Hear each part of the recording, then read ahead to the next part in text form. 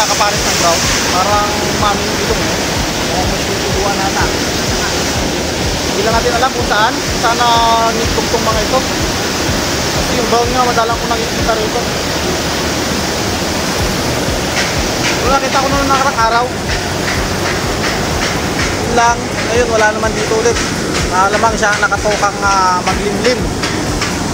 Yung mga alaga natin. Yung iba nasa bubulong na pa. Kalat-kalat sila. Ayan o. Yung bagong inakay natin, yung inahabol na sila na yan. Bagong inakay ng ating breeder. Kaso wala pang pincing yan. Hindi natin yung pincing yan. Kasi kalabas na gano'n.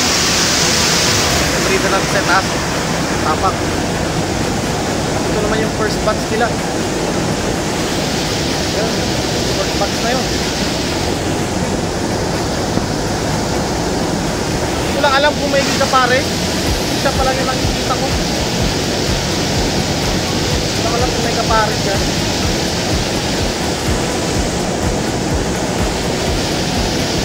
Ayan. Ayan, pasok yun. Ayun, pumasok dun sa RGC. Malamang nandudun yung kapare siya. Yung first batch natin. Nahabol nyo nung nakaraan yun. Malamang nangipog na. Na ito. Yun yung iba, nakabubungan pa. Manda ng cooling tower kaya maingay. Siguro bukas magwawalis-walis tayo rito. At sana sumahod tayo para makabili ng patuka. Yung patuka natin pang isang araw na lang, pang bukas na lang yun. Kapag sumahod tayo mamaya, malamang bukas ng umaga makabili na ng patuka. Kaya kung napapansin ko, ilong ng ating kulay black hen, medyo maano yung ilong niya. Siguro may sinusubuan. Sinusubuan ko rin anak. Hindi lang alam ha. Kasi hindi dito nang itlog eh. So sana nakapisa. Nakapisa ulit.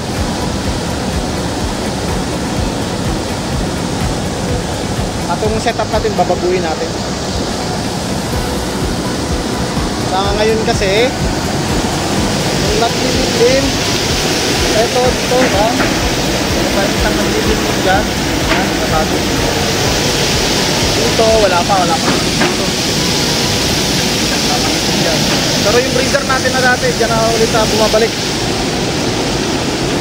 at yun yung team na yun wala kung may itlog na yan kasi dati akala ko may itlog wala pala. Yung kapares niya yun Berto, mga ganun Berto. Yung video natin na malungkot kasi hanggang ngayon wala pa yung kanyang partner. Hindi ko na makita, baka nadali ng pusa o naligaw, hindi ko alam. Yung manok natin ayan. So far lagay ko bugok yung mga itlog nito.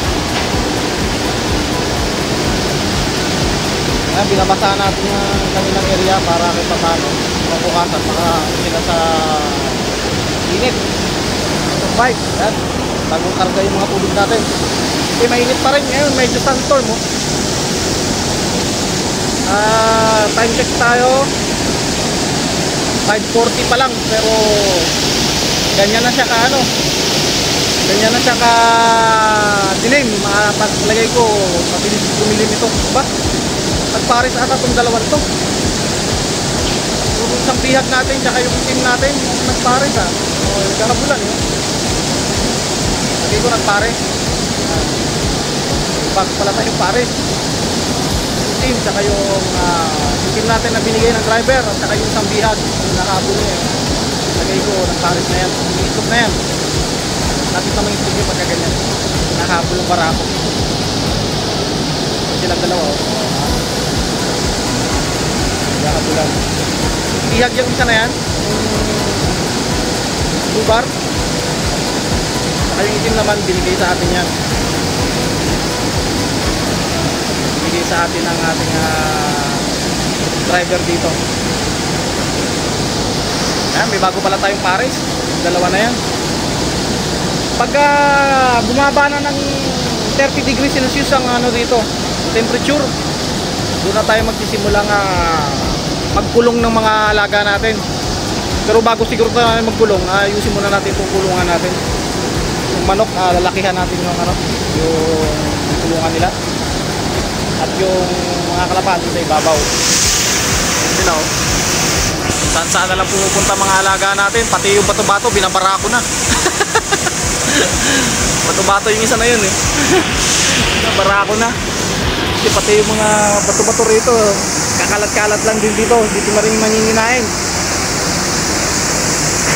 Ngayon mga bro, dito na lang muna ang ating video. Bukas naman ulit. Ingat-ingat na lang lahat. At God bless. Bye!